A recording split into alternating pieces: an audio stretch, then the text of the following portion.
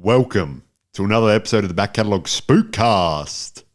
This is the Spookcast where we, and by we I mean me, App, and my co-host / co-founder Vincent.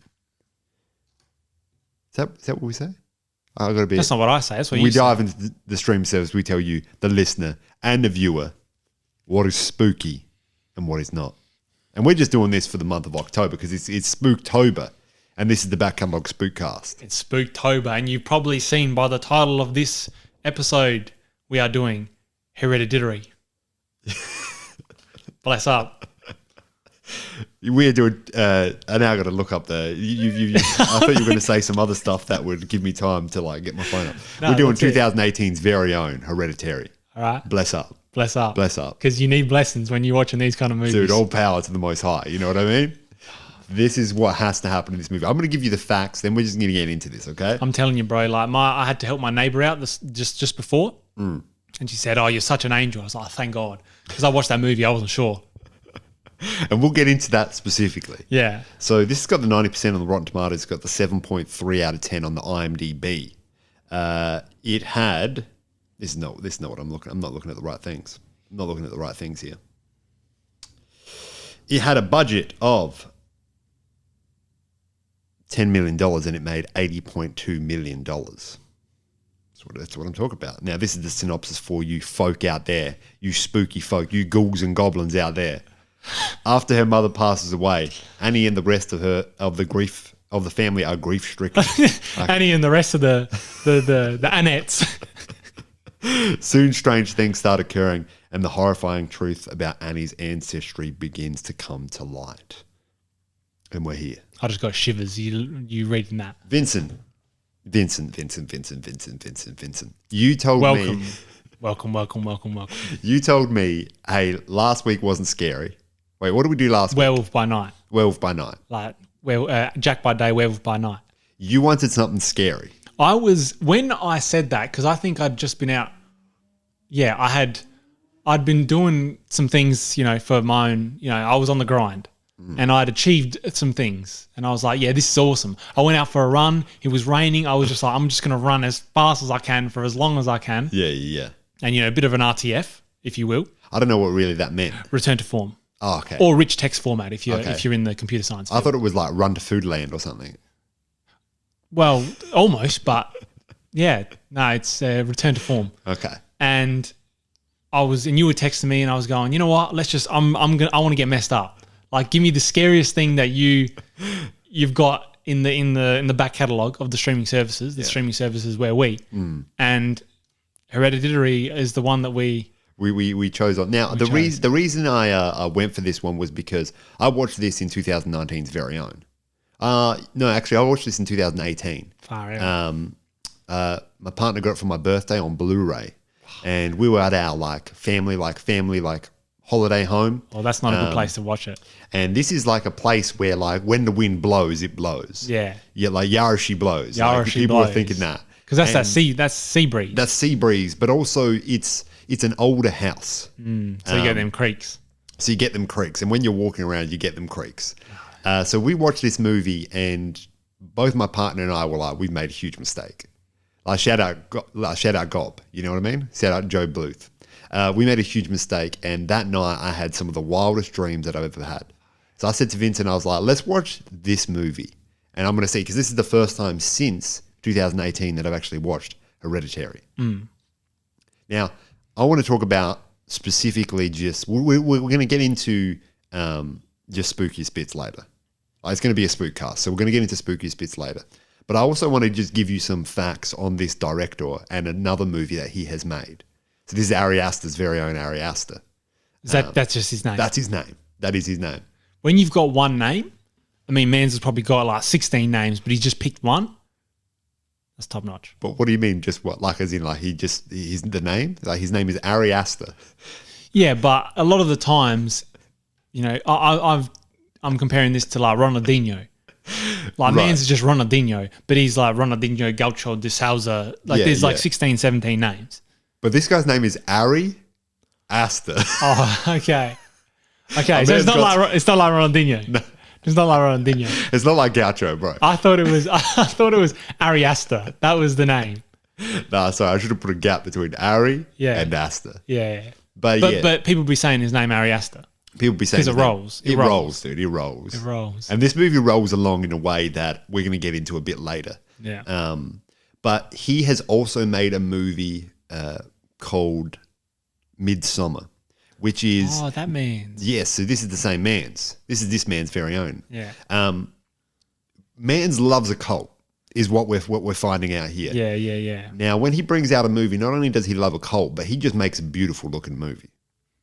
And this is something that I want to talk about because this movie, Midsummer especially, I'll say they doubled down on the beauty of that movie because it just looks amazing. But that's also because they're in like Scandinavian like country, and it's bright. It's green. There's flowers. You know, Yeah. it is the midsummer, right? But this movie in itself, golly, it looks good. It does look good. I really like, my favorite scenes are when you have a shot of the house and it's day and then it's night.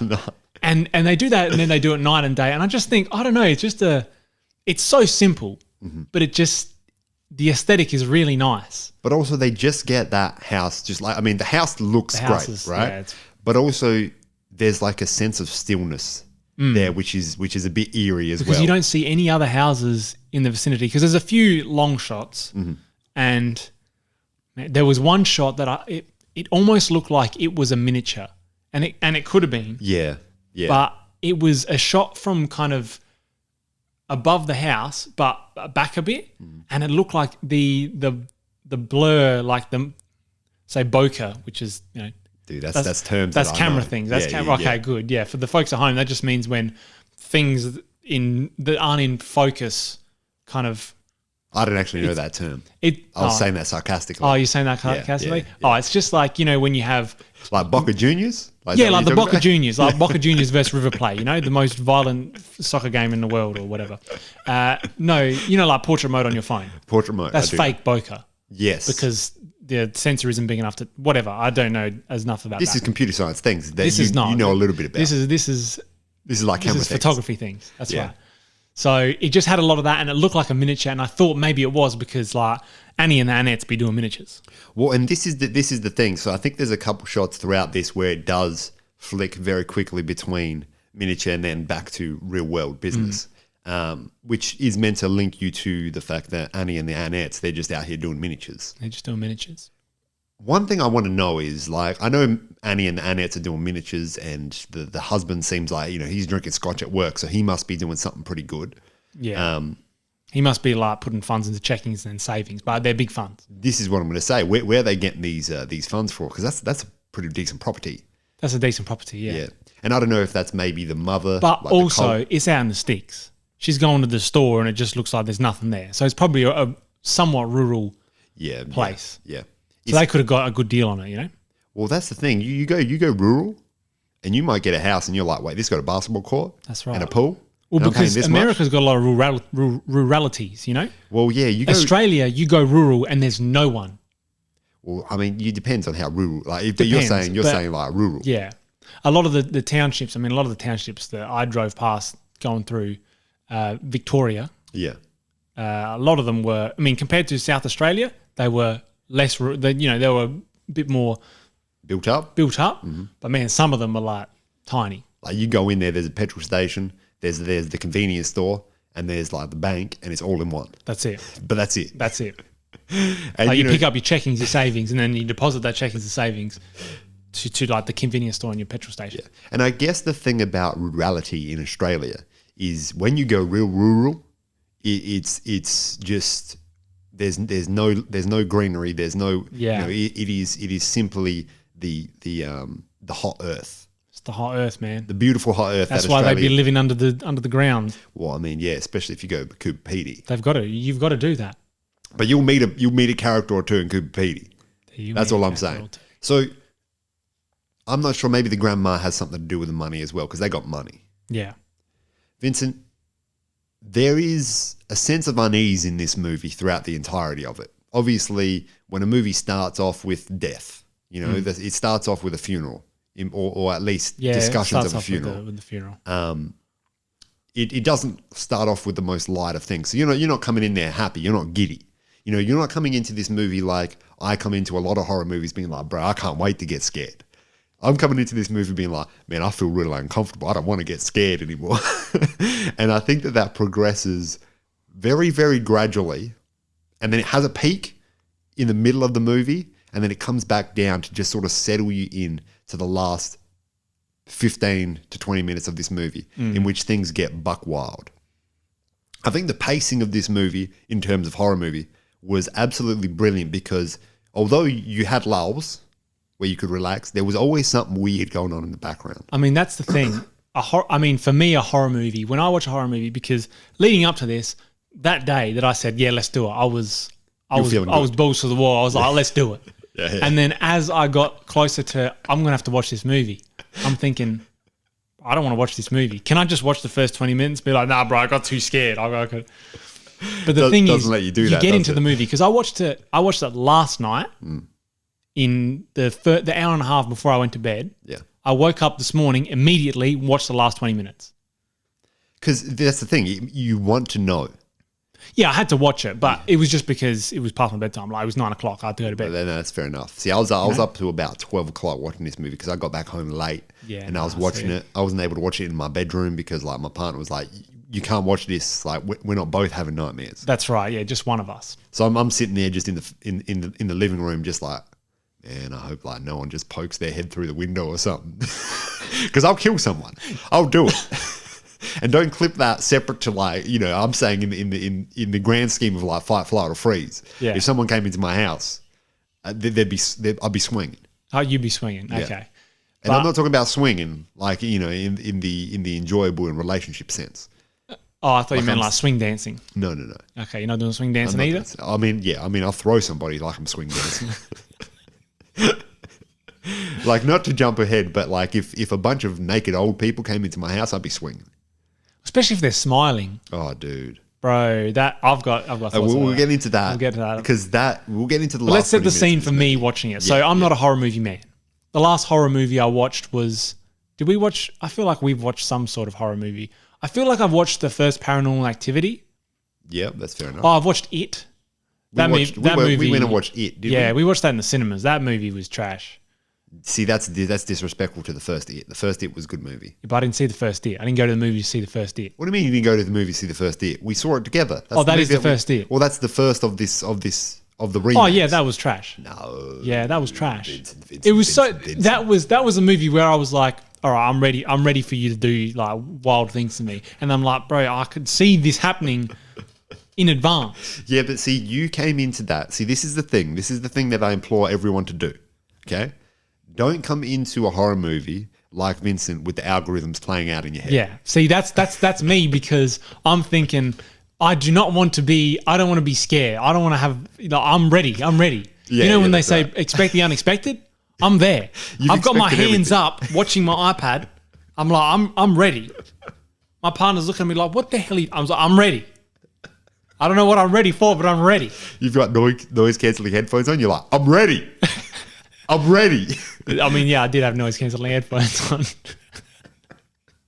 Which is fair enough. If you're going to watch this movie, if you're not watching it on a bigger screen, you're watching this with noise cancelling. The noise cancelling did because it made that. Oh, I was in it. Yeah, I was in it. There's no one eating popcorn in the back row. Like, I can't hear him.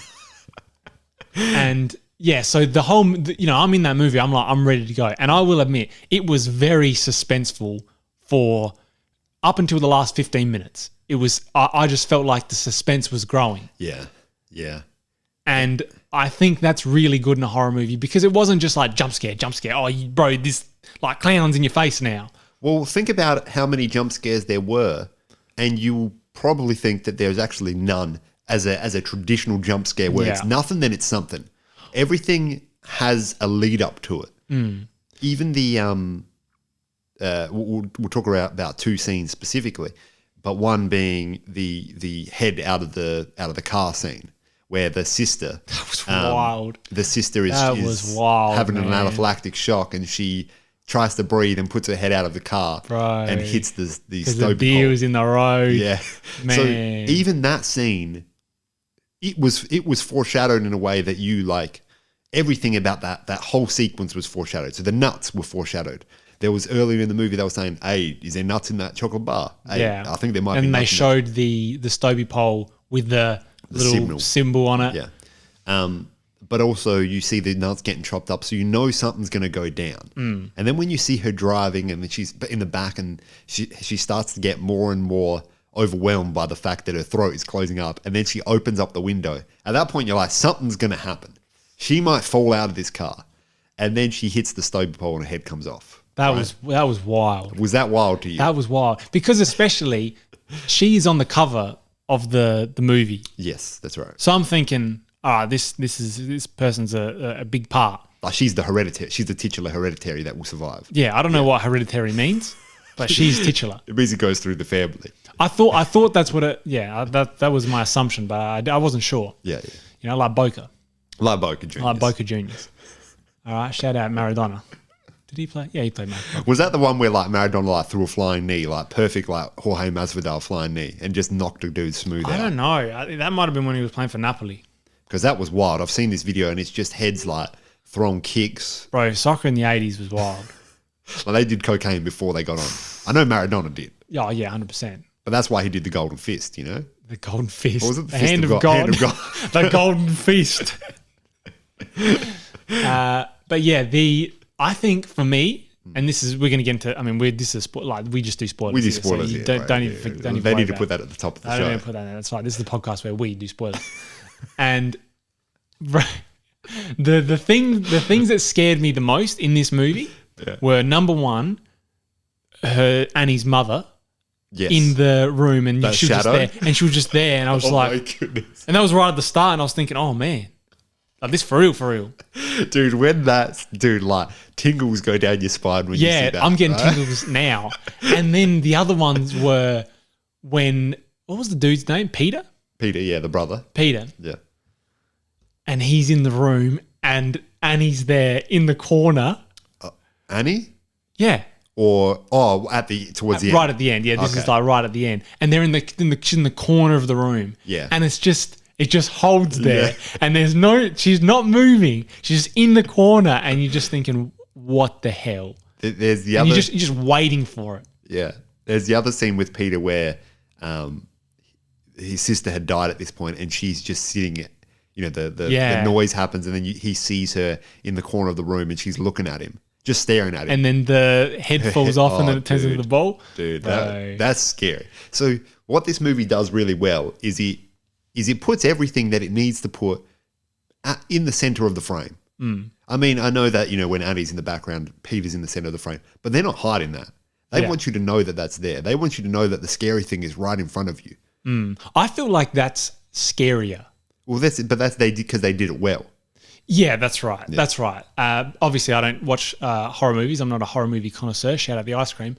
But the way that it just holds there, it means like it just makes me feel like there's something else. Like something's going to happen, and it's going to happen. Rather than the one where they did a lot of these as well. The close-ups of the person's face, and they're like looking around, and they're just like.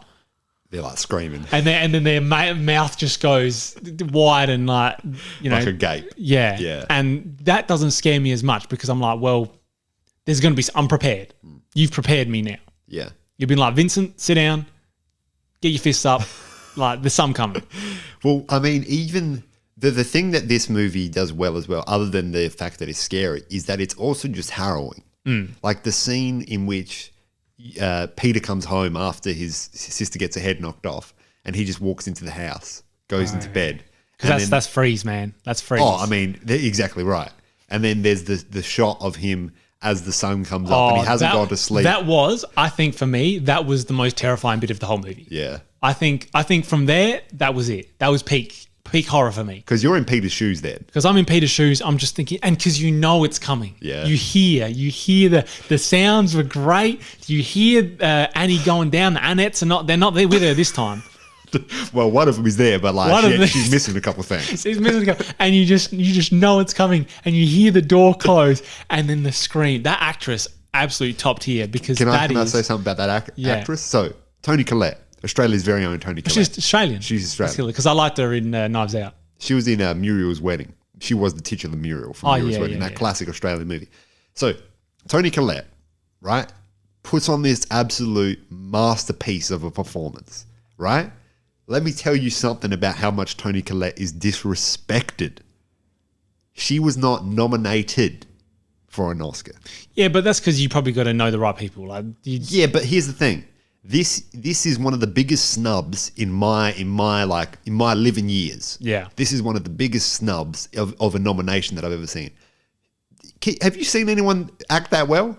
I haven't seen acting like that. That was pretty upper echelon acting. That's peak. And the best thing is that she starts off as a stable person, even after her mum dies. I mean, she goes to the group she goes to group therapy, things like that. But she is stable, right? She's experiencing all the proper emotions of grief. And then as the movie gets crazier, her stability just goes out the window. Man, and it's gradually building up until the last 40 minutes to half an hour of the movie where things go wild and you're on that journey with her the whole time. As soon as she does seance things, that was it. That her trajectory was an exponential.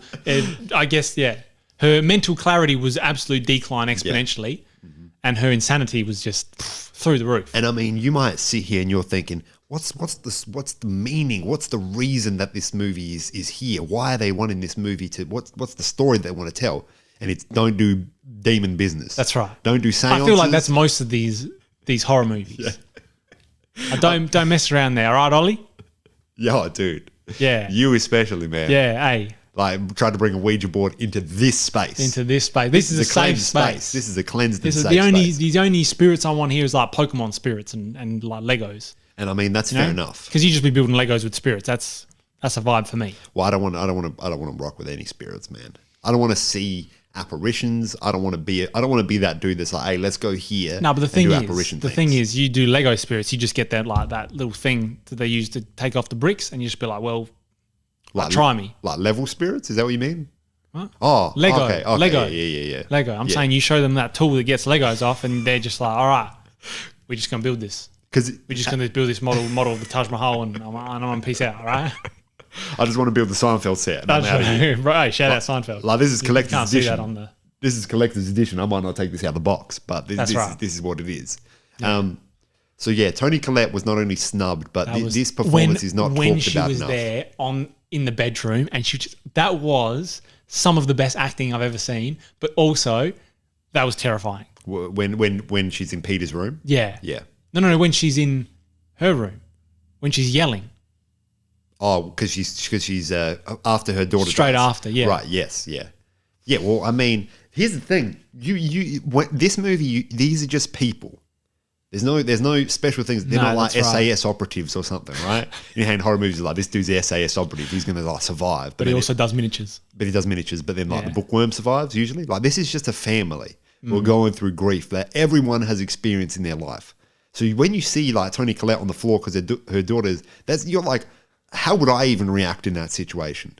I would not be able to function in any space, let alone what she's doing.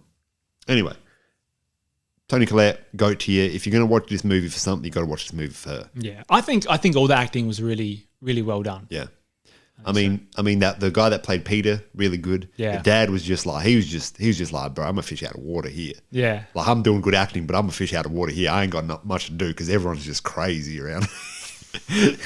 when he breaks down, when he picks up Peter from school after he's smashed his face against the thing, man, that was, and he just starts crying and breaking down.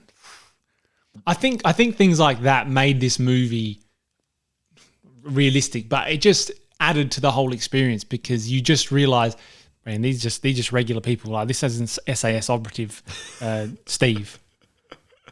Yeah. And this is just like Steve, wife of Annie, who does miniatures. And this is right. And Steve, wife of Annie, who does miniatures, had been sort of try to be the Rock because initially it was Annie's mum that passed away. Yeah. And their family didn't have a good relationship with her anyway, with the mum. But, still, it's the person's mother, so they're going to be upset. But Steve is like, bro, I'm Steve, I drink scotch at work. That's right. I'm going to be the Rock here. And then as the movie progresses and his children start to be involved, that's when he starts to break down. Also, just check that's still filming because I don't know about. I can't remember how much I charged that. Anyway, it's still filming. I haven't got any oh shoot! Man, I just messed up the. That's all right. We'll work it. Welcome. If you're just tuning in now, welcome. All right, for all the folks watching live.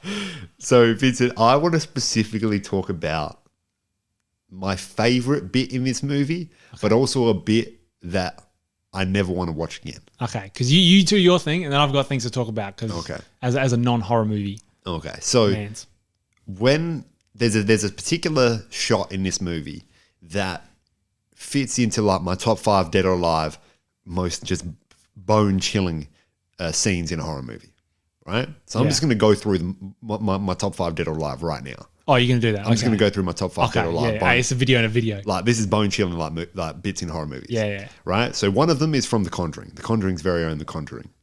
You've seen The Conjuring? I think I've watched that one. You've come to our house and you watched. I reckon, yeah. You've watched it at our house. So there's this scene in The Conjuring. The reality is a lot of horror movies is people go into a house messed up, right? And this house is messed up. So this family move into this house. That could be the synopsis of majority of the horror movies out there. They go into this house and there's a family that move in there, down on their luck, but they finally got their house. Demons going on, right?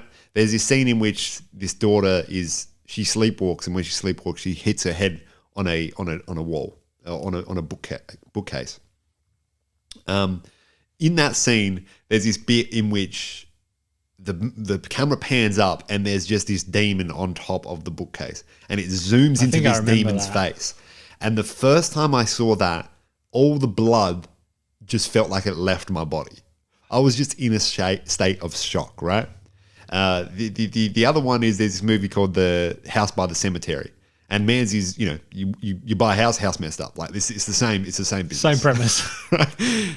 This person is walking down these stairs because there's just weird stuff going on in this house, and it's coming from the basement. And eventually they get down to the basement, and it's just this pitch black area, but there's these like glowing orange eyes, and it just holds on these glowing like orange eyes for just too long. This is an old movie from like the 70s. Again, blood left my body, right? The scene in The Exorcist in which the priest is having a dream and his grandma's, his mother is like, ask him like, hey, where are you? Like sort of business. It's intense. We're gonna watch The Exorcist for the Halloween specials is what we're gonna do. And I don't know if I've gone through 5, but I'm gonna talk about more on the Patreon. Let me just tell you that much. Okay. But in this movie, and this is probably the worst thing in my experience, the worst thing that I've experienced from a horror movie. In the final like 20 minutes of this movie, Annie she's gone full like whatever the spirit is has gone into her. Yeah. And she's chasing Peter, and she chases him into the attic. And there's this scene where she's like on top of the roof and she's just smacking her head on the that was kind of wild, floor, which is crazy, right? Then Peter's in there and he's like looking around and he's seeing like things happen, and then he looks back because he hears this noise and he gradually looks up. And this is one of those scenes where I talk about like you see what's going on. From the start, you know that there's something scary here. And it looks up and Annie's up there, she's hanging and she's got like a wire in her throat and she's cutting her head off. Yeah. And she's just looking directly at Peter. Yeah. Hey, for anyone who's listening or watching, like if you're under the age of 15, this is not for this is not for. We should maybe put that at the start. Yeah, I might put that at the start. We'll see if I remember. Like, if not, well, it's trauma. It's trauma. That scene is something that I'll be honest with you. I'll be honest with you guys. When I watched it the first time, I just kept watching. After I watched it this time, I switched it off. I walked away. Oh, for real? I walked away. Yeah, this scene didn't do anything for me really.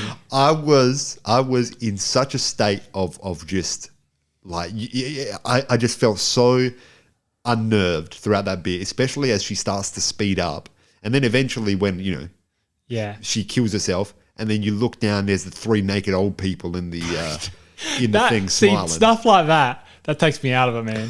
When I saw the dude when Peter goes down. Yeah. Peter goes down and he sees his dad burnt to a crisp. Mm-hmm. And he looks around and there's the dude. I mean, Annie's in the corner. Which is scary as hell. That was scary. But then just in the doorway is the dude that he saw at like somewhere, and he's just kind of like smiling a bit and he's butt naked. That took me out of it. All man. you can see is his teeth as well. I was looking at that. I was like, this is hilarious. That's the guy who was at the funeral at the start of the movie. See, when she was chopping it, I thought she was stabbing herself because it sounded, and I was like, what's going on here? So I think maybe my intrigue masked the whole thing because I didn't work out that she was chopping her head off until when the head was there. I was like, oh, okay, that's what she did. Well, the bit that scared me is not necessarily the act of chopping the head off. Like, that's terrifying, but her face when she's looking at him, like this is just like she's full, like whatever the spirit is out there has fully taken over her at this point. Yeah, I mean that's Toni Collette's very own. I mean that's Toni Collette's very own. The most realistic thing that's ever happened in a horror movie happens in this very moment because Peter just jumps out the window. He sees the old people and just jumps out the window. Do you know when he was up there? The first thing I thought was, there's going to be a situation where he's got to get out of this space. Yeah. Where's he going?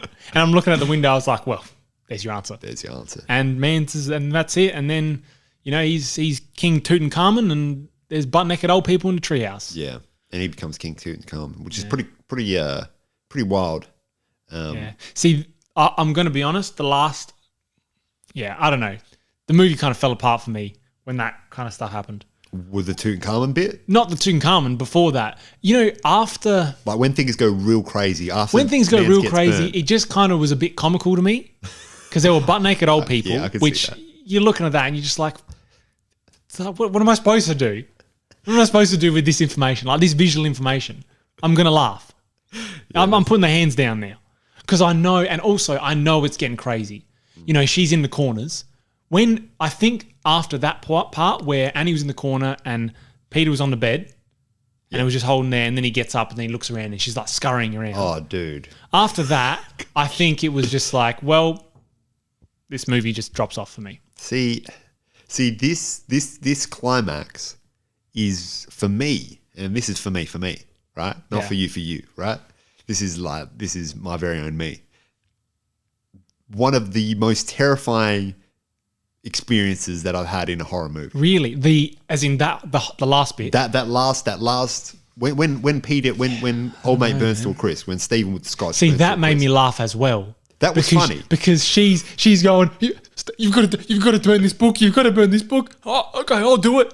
And then dude just lights up and he's kind of there for a second, being like, hey, well, yo.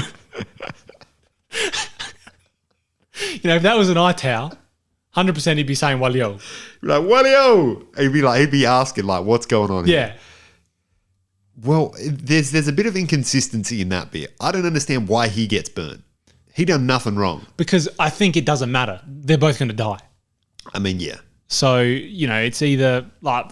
I mean, for movie's sake, if he became the one that went crazy at the end, it wouldn't make sense. Yeah. Because you had to see the gradual descent of Toni Collette's character. Toni Collette's very own Toni Collette. Tell me about what you were going to say as a non-horror movie viewer, or is that where you were at? That's mostly what I was. I was going to say, yeah, so it probably, yeah. The other thing that just took me out of it real hard was when she was looking through the photo album and I was like, Joni's going to be in there for sure, like 100%. And she's just like, oh my God, she's there. And it was as if, like movies do this, like they'd be doing this. Like you go to a house got demons. You look at the memories. There's someone in there that's orchestrating the whole thing. Yeah, this. There's demons in the background. There's demons in the background, man. Yeah. And I was just like, well, what do you want me to do with this movie? It was just so obvious for me. I think that's the worst part of this because when you go to Joni's house and you hear, oh, my mum makes these pillows, these welcome mats as well. Yeah, like welcome. Another episode, right? Like that's what her mum was doing. She was the originator of that. When you hear that, you're like, okay, I understand that this lady's involved in some way. Mm. And then when you see they didn't need to put her in her house, and you see like Peter's picture on the thing, and there's all these candles and demonic business, right? At that point, you're just like, Joni's involved. Yeah. Later, we can see her butt naked if we want to, but we know Joni's involved. You didn't need to put her you didn't need to put her so obviously. No. But that's that is also because she, whatever. We talked about it last week.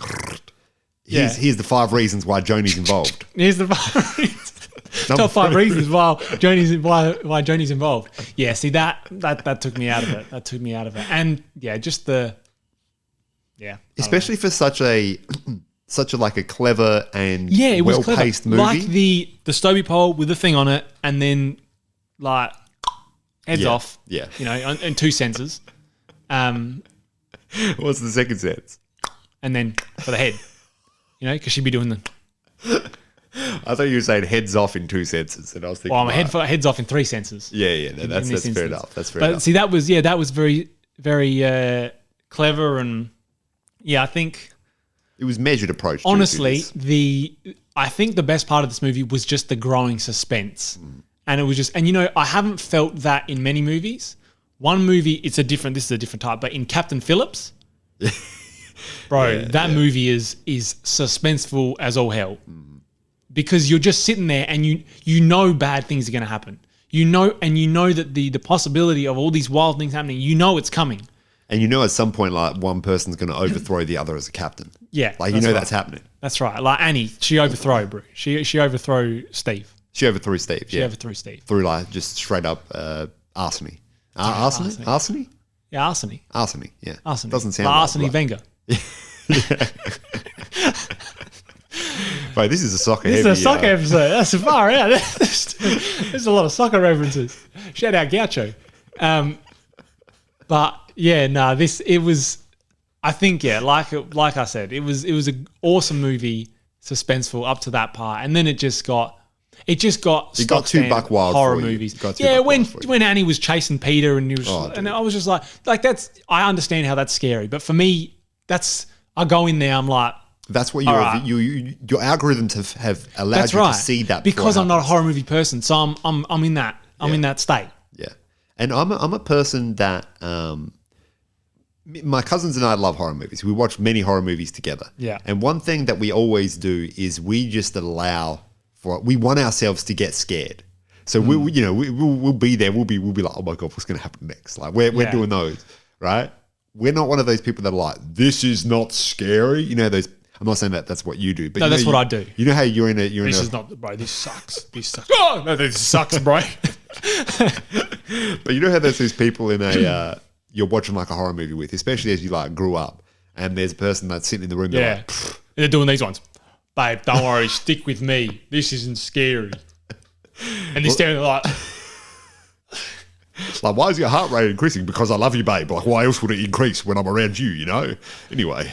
I'll have to go to the bathroom. I forgot one of the other top 5 bone-chilling parts was this is actually something that I wanted to watch after this movie, which is quite crazy. But you remember that episode of the Hatchling Slasher of SpongeBob? When, like, Nosferatu pops up? No. One good thing that you need to do, if you are a horror movie fan, you're scared. Just watch an episode of SpongeBob after, bro. You'll be. But just not Nosferatu. Not the Hatchling Slasher, because that will send you to another universe of horror. But dude, you know what SpongeBob episode that always got me? Like when I still think about this. The one when he's lost down at the bus stop. The bus stop. That gets me because like how's man's gonna get up? Yeah. And I can't remember the ending, so my mind is just always. Dude just lost and there's just a whole bunch of like anglerfish. Well, I think one of the anglerfish is trying to like chat to him, but then it like realizes it has something in his mouth and he's like, oh, hey, sorry. Every time I tried to chat with you, you ran away. Dude, in my mind, that is scary as all hell. And especially because he's a sponge, so he just goes with the currents. What else can you do? He's a sponge. He just absorbs. So, Vincent, let's rate this thing out in 2 sections. I want you to rate it as a movie, but then I also want you to rate it as like a spook fest. And remember, the Spookfest rating is slightly different because there's bites, there's blood, there's ghouls and goblins. Yeah, okay. Right? So let's hear the movie rating. So the movie rating, I'd probably rate this a 5, I reckon. You're talking about this is a good movie, you're giving it a 5? I don't know. I like the shots of the movie, but I don't know. It's not. This guy. Welcome to my frustration. I just think you're like king of this movie's. This was a great part. Oh, this was fantastic. I'm gonna give this movie a 3.5, bro. Yeah, because if I'm thinking overall, there were a lot of good parts, but overall, I didn't like.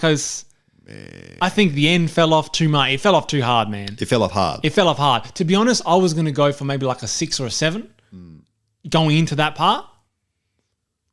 Dude, as soon as there's that butt-naked guy just smiling in the corner. Dude, that's scary for me. That's not scary. Dude, I would have to come in with That's like not the 1-2, scary. like 1-2, duck, weave, elbow up, like that. Bro, that's not scary at all. I would have done 12 to 6 elbows as well. Like that's not legal. Spook Fest, probably like a 6.5. But like the 5 is like it's half a 5. You know, like the top's off, like the heads in this titular movie. Yeah. Yeah, like Hereditary. Yeah. Like no Hereditary. Maybe that's the meaning of Hereditary. It's just like this movie, yeah. It was like I enjoyed. I'm kind of enjoying. Glad I did it. So was this the spook that you wanted, or would you want something more? Because I don't know how much I can give you. Because you told me this was a real scary movie. Well, for me, it's scary, man. So I went to Greenlight. Shout out Greenlight. I was talking to a gentleman there who's a horror man. Yeah. They run TerraVision over there. Yeah. Not that guy. No, okay. Another one. But TerraVision, that's actually a good podcast. Yeah, that's a podcast where they, not us. Yeah. And better podcast than us for sure. But I was talking, and he was saying like, yeah, it's a really scary movie, and I said, look, you know what? I reckon the most terrifying thing for me is if they just put me in a movie.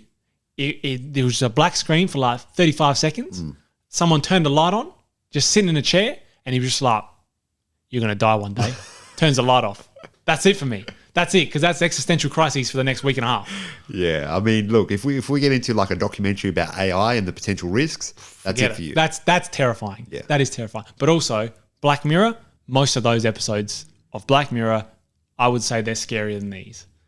Yeah, see. Because that's the demon stuff is, I don't think that scares me as much as... Because you can separate yourself from that. I can separate myself because like you go into a house, the house got demons. That's right. I just don't go in the house. And see, Black Mirror is one of those things that... It's like psychological horror. That's right. It plays on the anxieties of people and the future. Yeah, bro. Which and that's scary. I've got anxieties like just in general, but anxieties of the future out the wazoo. Like if we talking top 5 most like hyped up anxieties of the future, bro, I couldn't fit 5 in there. Yeah, because there's just too many. I thought you were going to say like you're number 1, like someone else is number 2. Yeah, I'm number 1 and number 2. Yeah, bro. Look, Black Mirror is great. Different spook, but definitely spooky. Definitely spooky. All right, give me your rating. So this is a straight up 8 for me in regards to movie, and this is about a 9 in regards to Spooktober. Yeah.